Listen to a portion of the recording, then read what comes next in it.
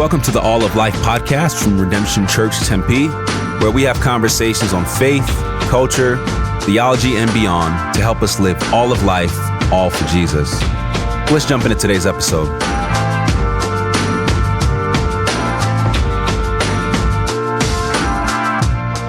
Well, welcome to the All of Life podcast. My name is Melissa Stone, and I work here at Redemption Tempe with families and individuals in the disability community here in Arizona. And I'm also a wife and mom of 4 kids, one of my kiddos being a non-speaking son on the autism spectrum. So today we have the wonderful pleasure of speaking with Dr. Lamar Hardwick, whose newest book is called Disability and the Church, A Vision for Diversity and Inclusion. You can also find him on his social media handle, Autism Pastor. Dr. Hardwick, thank you so much for joining us here today. Thanks for having me. Yeah. Well, I know personally for me, it's been really encouraging just observing and engaging with you from afar. I know this is the first time I've had the opportunity to meet you, but I'm just really thankful for the work that you're doing in the church. And I was wondering if you might be able to tell us a little bit about your story. Sure. Well, normally the first question I get, so I try to answer this first, is the social media handle, Autism Pastor. Yeah. Where that come from. So the short end of the story is I was myself diagnosed on autism spectrum as an adult. That was almost 7 years ago. It was 2014 in December, and I was 36 at the time. But I shared with people that I probably around 7 or 8 started to notice there were differences between me and my peers. The best description I can give is it felt like the world was in on an inside joke that I didn't understand. And so, fast forward through sort of stumbling through life, having the labels as, he's just a shy kid, or he's a lazy kid, or sort of all the negative labels that you could, slap on a kid who really struggled and has significant challenges socially. I pretty much got called all those things, but somehow sort of managed to do well enough, particularly academically. I did okay, but just really struggled with relationships with teachers, with peers. So fast forward to 2012, the summer, I was actually working at a church as a youth pastor. And I like to joke that one of the reasons why no one really picked up on anything is because all teenagers are socially awkward. Yeah. And so I fit in with them. Yeah. But my predecessor at a previous church resigned, and I was considered to be the next lead pastor of that church. And so that transition took about 17, 18 months, and it was really hard for me. I spent more time in the adult service because the leaders of the church, they liked the way that I preached, but just really struggled. So I had adults say things like, he walked past me, didn't speak, he's not approachable, he looks angry. All the things I heard as a kid, but I was hearing it in adult language again for the first time. So I actually was doing my doctorate at the time, and I had to ask 7 people to do an assessment of me. And a gentleman that I worked with at the time, who I really respected, wrote on his assessment of me for a class project. I quote, "Lamar has a hard time picking up on social cues. Lamar gets laser focused on one task at a time," so on and so forth. And it literally read like diagnostic criteria. I, at the time, had no idea what a social cue was, had never heard that word before. So I Googled it. And that's what led me to, for about a year, doing my own investigation. I was reading articles and watching videos of other adults that had been diagnosed with Asperger's or, autism. And it just led me to start to find the language to say, this is what people have been saying about me my whole life. It explained why I was having relationship problems. It explained the communication problems I had with my wife. It explained why I've never had a job up until that point for longer than 2 or 3 years. So after about a year of doing my own investigation, I got up the courage to ask my wife to help me find someone who can assess me. And in December of 2014, I was diagnosed on the autism spectrum. Now, the autism pastor comes from after I disclosed my diagnosis to my church, and I started writing and blogging about it in 2015. I had a woman who inboxed me and said, you have kind of become like the pastor for the autism community, because a lot of us don't get to church. Whether they themselves had autism or a child. And so I actually changed the name of my pages and my handles so that it made it easier for people to find me. So that's where autism pastor came from. It wasn't something I came up with. It was something that was kind of just, slowly became a calling to minister to that community, but then also to help the church to become more aware of how it should be and can be more inclusive of not just people with autism, but, persons with disabilities across the board. So it's a little bit of my story. I am married. Was married before I was diagnosed. My wife and I will celebrate 21 years in January, and we have 3 beautiful boys. Congratulations. Well, and I know that you and I are familiar with what autism entails, but for those who aren't as familiar with autism, can you share a little bit more, maybe more in depth about what that means to have autism? Yeah, that is such a big question, as you know. There's sort of a saying in the autism community, if you've met one person with autism, you met one person with autism, because it truly is a spectrum. But generally speaking, it's categorized as a social communication disorder with other factors, such as you can also have sensory processing issues or challenges, which is one of my bigger things. You can have, as you said earlier, those who are on the spectrum that are, I don't like to say nonverbal, I like to say non-talking, because they still can very much communicate with you.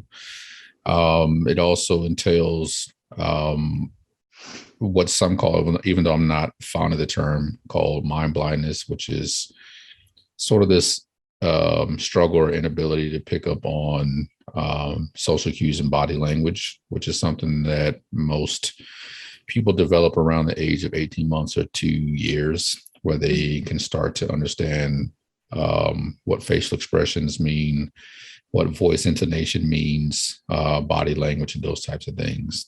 And then it's sometimes, more often than not, also marked by repetitive behaviors, and those types of things. So it's a pretty broad spectrum, and it doesn't impact everyone in the same way, but there are some pretty general things that are true of all people who are on the autism spectrum. Well, and I'm curious to know, what are some of the ways that your autism has served you, and that you've seen gifts and what are some of those ways that you autism has really enhanced your experience? Good question. I would say that one of the things that I'm very good at is recognizing patterns. So there's a general thinking that there are 3 types of minds. When it comes to autism, there are visual thinkers, people who think in pictures. There are pattern thinkers, and then there are those who are more of words, and I guess words. Yeah. So I like to say my mind is a combination of two of those, words and patterns. And so I'm not a typical visual thinker. Um, like there tends to be a lot of people on the spectrum who are.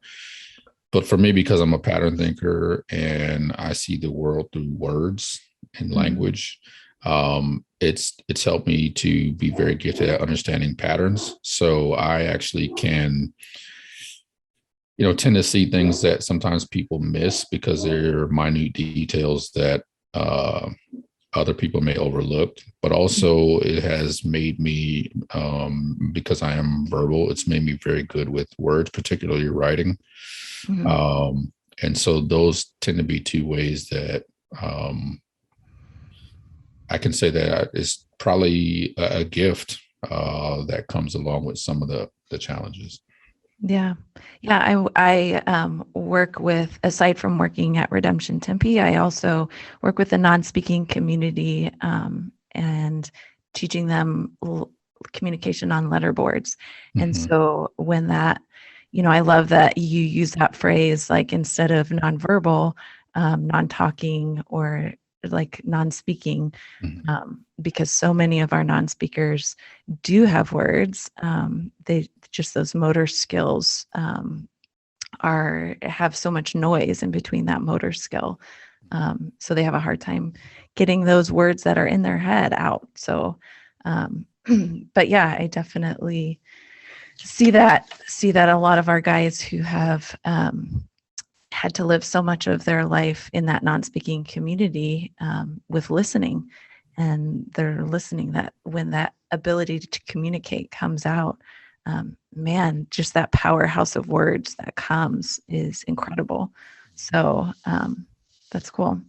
Well, now I'd love to transition to your book and just the motivation and the desire for why you wrote this book, really, and why it's something that the whole of the church needs to hear, and not just those in the disability community. Yeah. So I wrote a book, 2017. It's called I Am Strong. And it was basically an autobiography. So I shared a little bit about my journey to diagnosis and some of the challenges I had, but also some of the ways that I've learned how to navigate, particularly being in ministry. And so this most recent book, which released in February, sort of swings the focus. It picks up on a little bit of my story, but it swings the focus to the church and the ways that the church should be more aware of some of the unintentional barriers that sometimes it puts up for a person like myself or others with disabilities. And so I use my own personal story, but also as someone who understands the church from, being a pastor. I've been in ministry over 2 decades. I started when I was in my early 20s. So, and I've had some significant challenges in trying to fulfill that calling that I felt like God had placed in my life. And a lot of it, after being diagnosed, I realized what a lot of those challenges were, what a lot of those barriers were.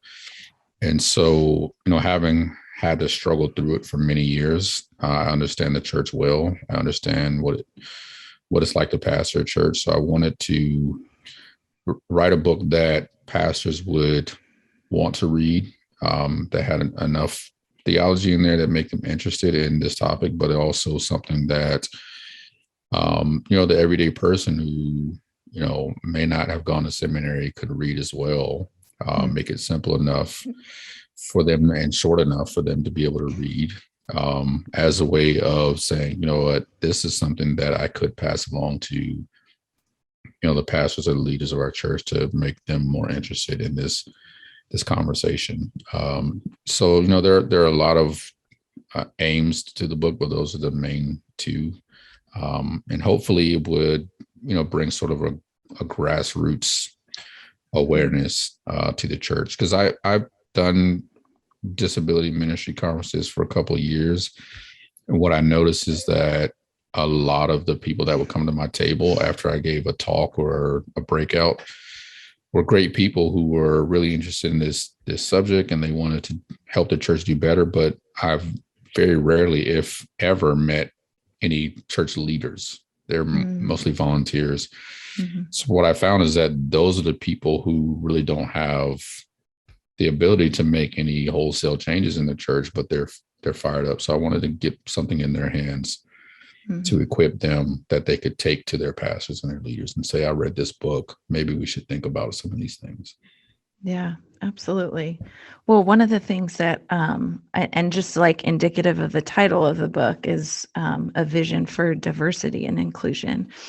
And I think, just that idea of including disability in the conversation of diversity.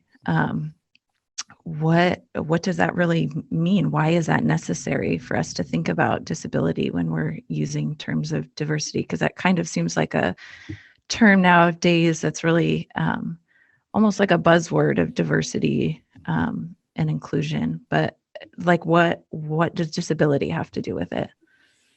Yeah, that's a good question. So I actually did a talk a couple of years ago. And the title of the talk was Diversity, Disability, and the Future of Christianity. And that's actually what sparked the movement behind the book, because it had gotten such a great response that people told me I should write about it. And it was only a 20-minute TED Talk style at a conference. But even back then, I guess it was may have been 2016. 2017, I started to have these conversations at conferences I was speaking at, because the direction that our culture was going in, and even the church, and it was necessary, was to recognize the need for more diversity, which is a culture's way of saying historically there have been spaces that minority communities have not had an opportunity to weigh in on how things should be constructed, everything from education to employment to healthcare. We tended to not see the voices of minorities being weighed in on those areas. And so it tends to shape how things are done when you have an absence of voices. What I was proposing is that the largest minority group in the world are actually persons with disabilities. And that's World Health Organization, a couple of other organizations that came out with that statistic a few years ago. And so if that's true, if we're going to have a conversation about diversity, we have to zoom out. And racial and ethnic diversity is great. I'm all for that, but we have to zoom out quite a bit, because the largest minority group in the world, at about 20%, are persons with disabilities. And what I would share with people is it's the only minority group that you can become part of at any time for any reason. So it's an issue that's much closer to our doorstep than we often think it is. And the reality is, if we all live long enough, we'll become a part of that group at some point in time. So it was important to me to zoom out and have a conversation of diversity by looking at the largest minority group, and then realizing that persons in the disability community's voices have long been left out of conversations about how society should be structured, and that includes the church. Historically, persons with disabilities have had very little to any voice in the church, and so much of how we do church now is without the voices of the disability community weighing in and saying, these are things that are barriers for us, and if you want to be more inclusive, you should consider these things. Yeah. And so what do you think are some of those barriers? Like, what are ways that we can make churches more inclusive and remove some of those barriers? Yeah, I start with, and I talk about this in the book, or at least for me, the highest degree of inclusiveness is, and I say this in the book, you can tell an organization's commitment to diversity by who it allows to lead. And so in the end, for me, ideally, I would love to see more persons with disabilities have leadership roles in the church, because those are the people that are going to help shape the future of the church, to shape what our spaces should look like, and not just physical spaces, but also theologically, emotionally, socially, So for me, that's probably the biggest barrier. You don't see that enough. You don't see persons with disabilities and their families being given real influence and leadership in the church to help shape the church. But then, on a practical level, some of the other barriers are sometimes things that are very simple. So, for example, someone like myself who tends to struggle with something called executive functioning, which is, I tell people that just means the administrative system in my head doesn't do its job very well. So I need a little bit of help with that. Now, thankfully, I have a staff around me who do things that I'm not very gifted at, so I can do the 2 or 3 things that I'm really gifted at. But for the everyday person coming to your church, things like better signage, things like considering noise levels, providing some kind of structure, particularly for persons that have neurological differences like autism or ADHD. For most people who are guests at your church, they don't know where to go, what's going on, what's happening next. So just make simple adjustments to be able to make sure that those unintentional and invisible barriers are not there. So better signage, training greeters and ushers to not point to a direction or to not give verbal directions, but if you have an opportunity to give written directions as to how something is done, people who will walk you to spaces, providing tools like sensory headphones for those who the music may be a little bit too loud, sensory rooms where they can enjoy the service in a room where the noise levels are not as loud. Even for me, like I'm able to navigate church because I know everything that's going on. So I know how long the music's going to last. I know how loud it's going to be. But even providing some sort of cues and tips for people who that's not something that they typically have information about. And then I'll also say another practical example is a lot of churches will have a period of time during the service where, and this is pre-COVID, obviously, where they would tell, the parishioners to turn and greet somebody new or hug them or, persons like myself who have, who are sensory sensitive, sometimes don't like uninitiated contact, even persons with anxiety disorders. So I took a straw poll at the 2 churches that I've pastored over the last 20 years and just asked, and it wasn't a scientific poll, but just asked some questions. And I found through their answers that a lot of people who come late to service were coming late to miss that part. To miss the awkward introduction, huh? Yes. Yeah. So we were fussing at people for being late. And a lot of them were saying, I intentionally skip worship because I know somewhere between the second and third song are going to make me turn around and hug and touch people. And I'm either extremely introverted or I have a anxiety disorder or a sensory processing issue where, I don't like touch. And so we got rid of that part of the service. And I understand there are people who need it, but we set up areas in the building where, like a coffee shop, where those types of high touch environments still exist, but people are not forced to do that as a part of the service. So those are just a few ways practically that we have set up unintentional barriers. And then, we could talk about, even through our preaching and singing, how are we preaching about and singing about things that appear in the text about disabled people? Are we making them object lessons for able-bodied people to understand how good they have it? Typically, that's how those texts are preached. And some of those things can be barriers and can be off-putting to people who actually live with those things. And it's not symbolic for them. So just really taking time to think about all the ways in which we've created unintentional barriers. And the reason I go back to leadership is that if you have persons in your church who are part of the disability community as leaders, they can help inform you of those intentional or unintentional barriers that may be up. But when you don't, you'll continue to reconstruct church the same way because you don't have the voices there telling you that might be a problem. Yeah.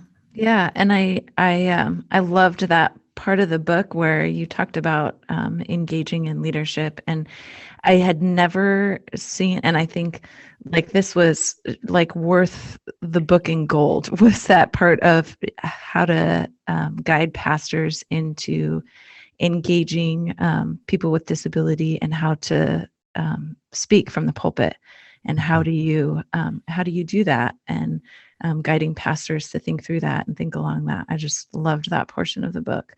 So so I know like you're I love history. I'm a history buff. I'm not the best at it, but I have heard in my fangirling of reading from you that you are a church history fan. And so I wondered, just in getting a bigger picture of the story of disability throughout the church, how has the church engaged with disability in the past? Yeah, I think you find in the early church that the early church was pretty faithful to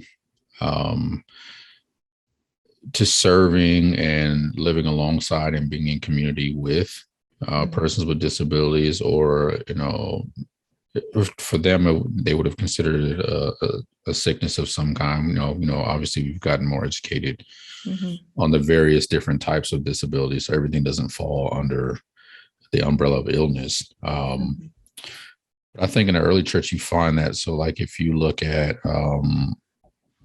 in Galatians, Paul talks about when he writes the letter to the church of Galatia, he talks about how he really had no plans to stop there, but then he says, no, but because of my physical brokenness, I was forced to stop here.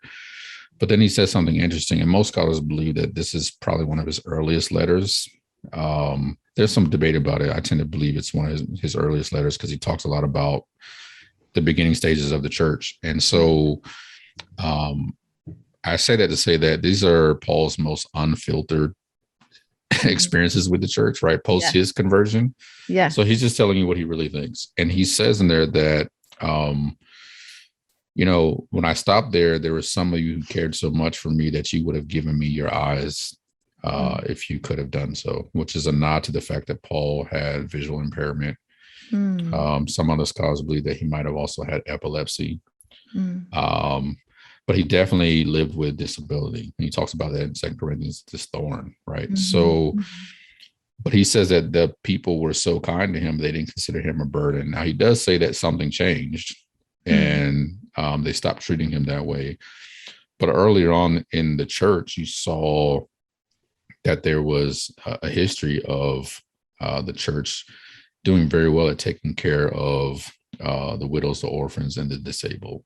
So much so you can even see throughout a lot of modern medicine, as far as the ethics behind how modern medicine was developed, came from ideals from Christianity. You look at, things like Salvation Army. You look at, in early history, the plagues, where people were running away from the cities, where people were becoming ill and disabled because of sickness. It was the church that was running into those areas that were taken care of. So the church early on, I would say probably, the first several centuries of the birth of the church, they did very well at this. At some point, I can't really pinpoint in history where the shift started to take place. You start to see sort of this retreat away from more so living in community, not necessarily doing the service, but it shifted more into a paternalistic sort of thing, where it was more about pitying the poor and the orphan and the widow and providing them services rather than living in community with and sharing space with and considering them equal. And so somewhere along the way, you start to see this shift. But in early days, the church was very good at it, so much so I can't remember which ruler it was in Rome who said that if they're going to return back to after Constantine in 313 AD, past what essentially would have been a freedom of religious act, right? Mm-hmm. Christianity became cool. Right? Mm-hmm. Everyone started to become Christian. After he died, and I can't remember the guy's name, the one after that who wanted to reinstitute pagan religion, he says that the only way that we can go back to the old religion is if we take better care of the poor and the sick than the Christians do. So he realized that there's no shot in us getting rid of Christianity because they took care of the poor, the orphans, and the disabled so well that people were not going to be willing to go back to the old religion because of how influential the Christians were in taking care of the disabled and the poor and the sick. So that just tells you that we had a rich history of really doing this well. It's somewhere along the line, it became more about programs and paternalism than it became about living in community with those who are differently able. And so that's part of the switch. And even me talking about disability ministry is not necessarily, there needs to be some intentionality at providing services and programs and spaces. But eventually I would love to see, and this is why it's a vision, because it's very lofty, I would love to see where the church just takes into account all of the needs of people who they're intending to be a part of their community and infuse that throughout the whole church so that it goes back to just being a response to the teachings of Jesus. So we don't have to call it disability ministry. It's just church like it was in the early first century. Yeah, it's not a silo. It's just baked into our DNA that this is who we are. And exactly. Yeah, I've often wondered, if that shift happened, like in that shift of modernity, when so much emphasis was placed on intellectual thought and reason, that community of people who it was assumed didn't have that got left. And I wonder, like often when things push forward in a society, we forget to ask that question, well, who's getting left behind? But when progress happens, somebody's always the one to get left behind. And so, yeah, I've wondered that question too. Where did that shift happen? And how can we get back? So, well, I know too, like as we look at how like ministering to those with disability, that language is a really important part of that. And so I really, I think being a parent and not having that endemic perspective and being in that position, like I tell people all the time, like I want to work myself out of a job. If somebody wants to take my spot, like I feel like this, that's the goal. But also like that language is important when we're naming things. And Adam, that was something that God gave the task for Adam in the very beginning, was to name. And so are we bringing intentionality to that? So how, when we are talking about the disability community, what are some of those like varying perspectives of language, and how can we walk in love in talking about individuals with disabilities?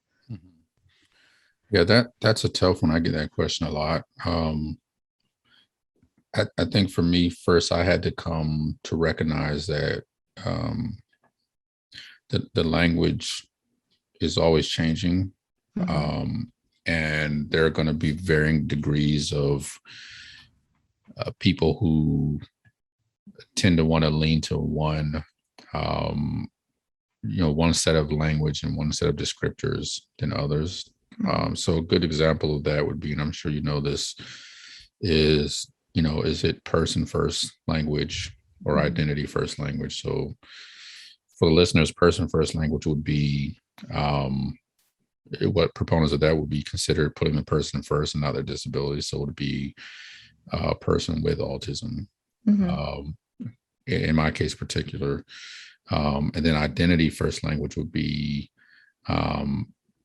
identifying the reality of the person's disability or condition. So as it relates to autism, and this doesn't work with every disability, which is what makes it so complicated. Yeah. But we'll just talk about autism because that's what, my lane is primarily. So person first with autism would be person with autism. Identity first language would be autistic person. So for me, I realized that a lot of these terms and identifiers and descriptors surface and are developed outside of Christian thought. So a lot of the ways that I approach it, my theology has a lot more to do with it than just picking a term. So I think the thing that's unique about autism and why I tend to use both as a way of not to try to offend anyone. But personally, I tend to use autistic. And autism is unique in this way. And this is why I'm saying it doesn't necessarily apply. There has to be a lot of nuance because it doesn't necessarily apply to all types of disabilities. But the thought behind identity first is that autism is unique in that it's neurological. And so to talk about it from person first language feels like making autism an accessory to the individual.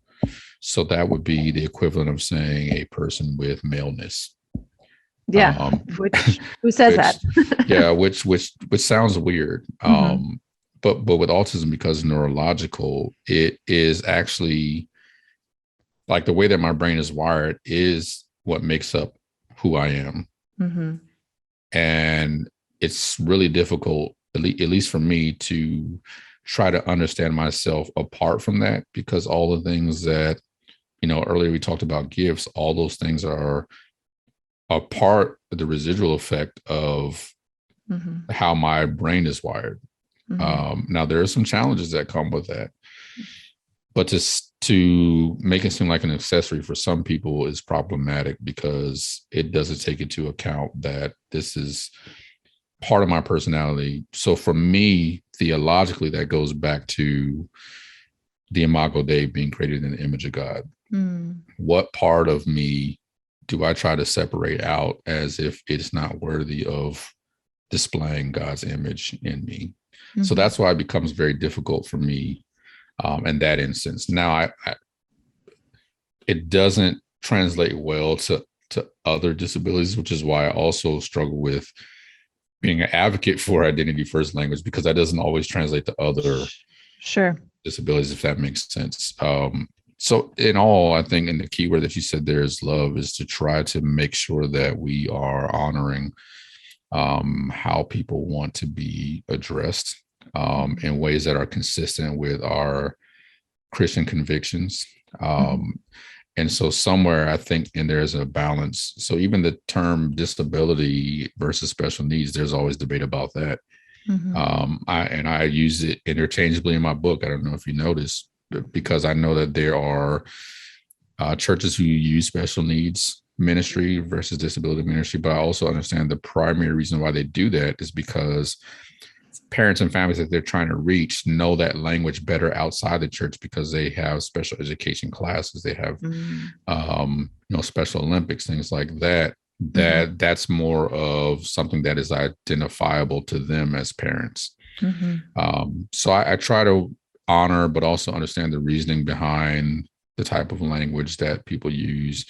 And as long as it doesn't veer too far from my theology and my Christian convictions, which ultimately is led by how we should treat people, then I sort of let that shape, for me personally, the language that I use and the descriptors that I use, so that it's not othering people, but making them understand that as I'm addressing them, I'm also trying to make sure that I acknowledge the image of God in them, and that disability does not distort or deter God's image from being able to be seen in them.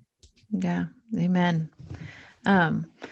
Well, last question. I want to wrap up and it's save the best for last, I feel like, is I know you talk about how important it is that when and maybe when our son was diagnosed at a very young age, I think we didn't have the framework and the thinking behind like how does God view disability? It's like, some people are born into that world of disability. Some people enter into it through traumatic events. Some people age into it. We all enter disability, or we may all enter disability in different ways.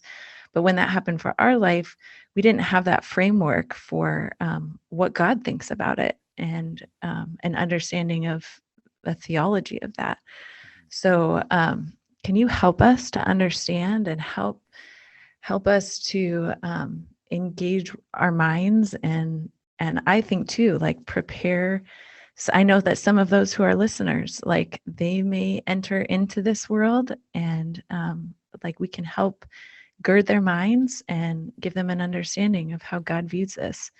So will you help guide us through that? Sure.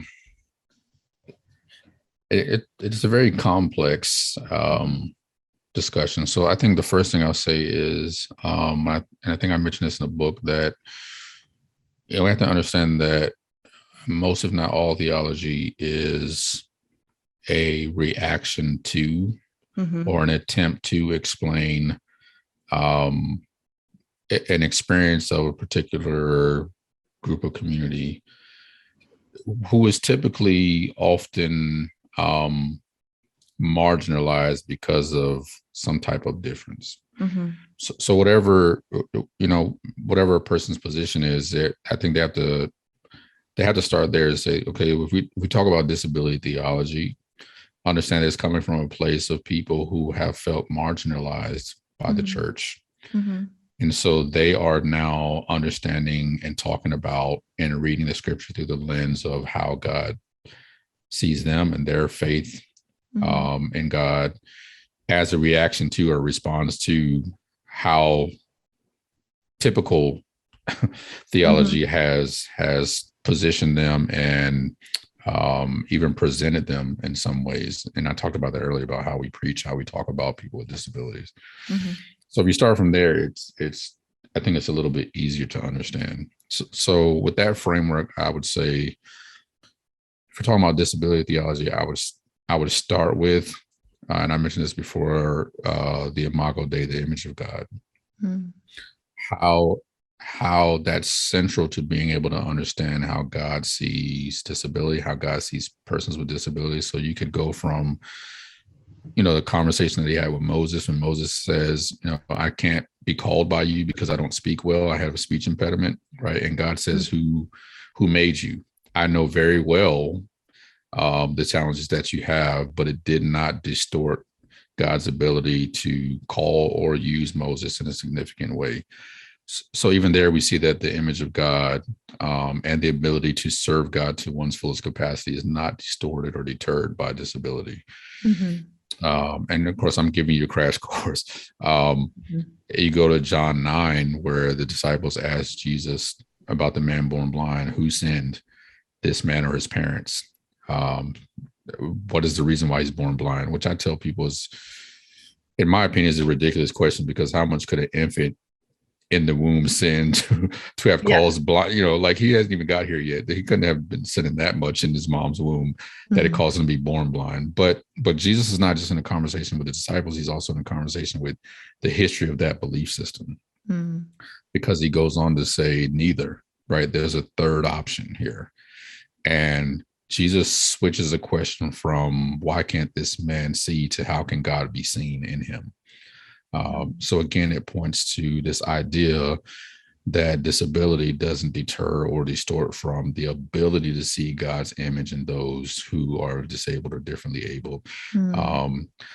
So that helps us to understand that there's a different perspective here, even in Luke 14. And I talk about that in the book, where Jesus tells a story about a banquet at a dinner party. And he tells the servant in the story to go out and get the blind, the crippled, the lame, and the poor. And you are to set the table. This is an analogy for the kingdom and in some ways the church, Mm-hmm. by inviting this marginalized group to the table and giving them the seats of honor. So you start to see this recurring theme that God has a particular, this is going to be, for lack of a better term, a particular affinity for Mm-hmm. and attention to persons who are disabled or differently able. And then you have to have the real questions about how God identifies with humanity through his willingness to allow himself to be disabled. And this is where a lot of people sort of wrestle with this topic. And I bring this out in the book to help people think this through. Mm-hmm.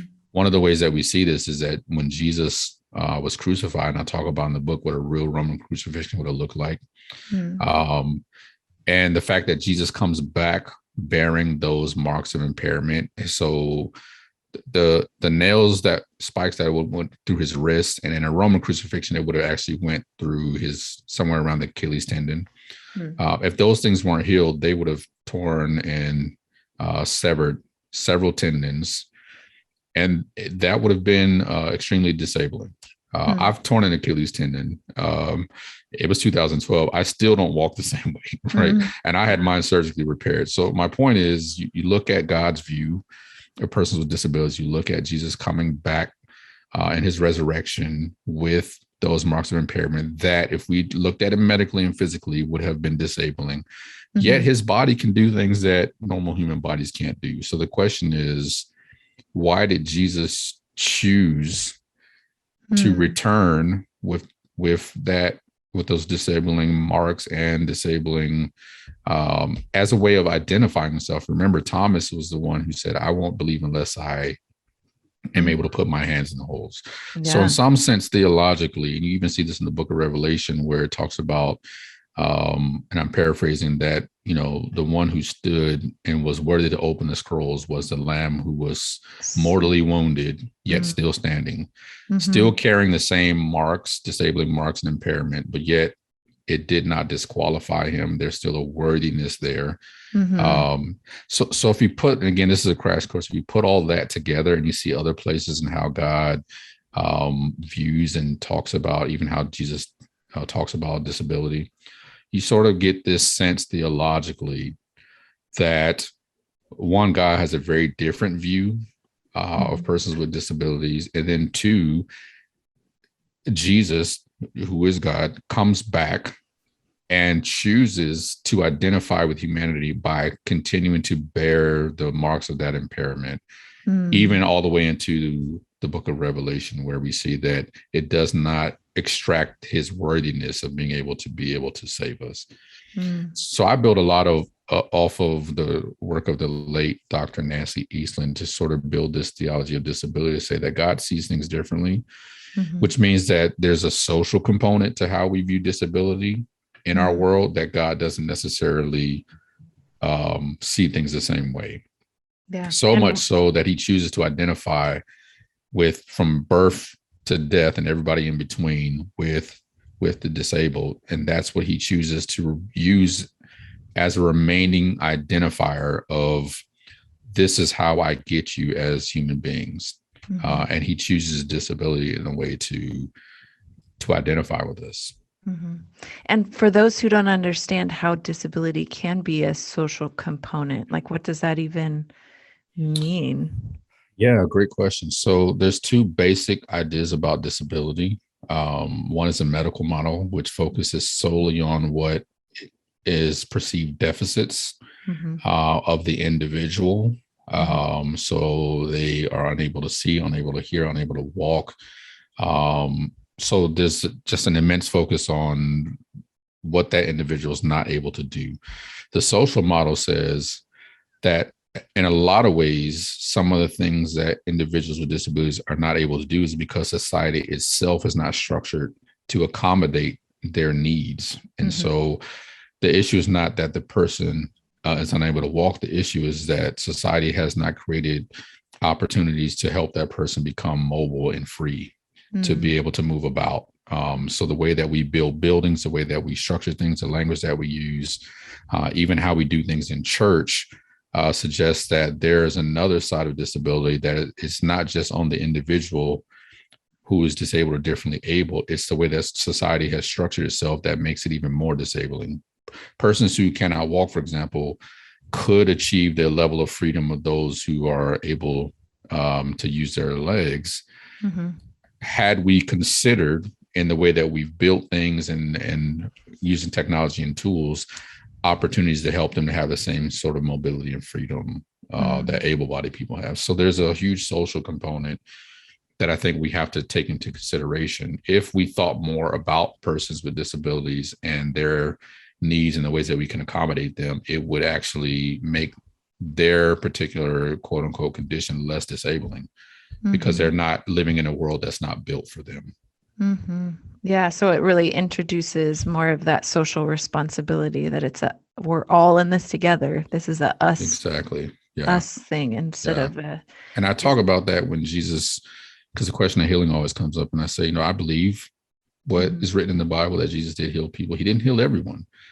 But if you study the collection of his healings, it's always an intent to restore the person back into community and help the community understand its responsibility to those people, which points us in the direction that it's bigger than just a medical definition of disability. There's also a social component that we can actually make things better for them if we become a society that considers them more and helping them, accommodating them and helping them to achieve sort of some of the things that we have unintentionally locked them out of because they weren't a part of the consideration of how we constructed our culture. And just a beautiful way for us to reflect the kingdom that Jesus has ushered in. So absolutely. I'm just so thankful for you, Dr. Hardwick, and thankful for the work that you're doing and the time that you've taken to talk with us today. And thank you for just leading us to love better. And we want to do that well and see the kingdom come more fully into our experiences day to day. So thank you so much for doing that. And thank you to our listeners for checking out and being with us today and joining in on this conversation. Please go check out Dr. Hardwick's book, Disability in the Church, A Vision for Diversity and Inclusion. And we hope you guys have a great day. Thanks for listening to this episode of the All of Life podcast. To get more information on Redemption Church Tempe, you can download the Redemption Tempe app, or you can send an email to tempe@redemptionaz.com.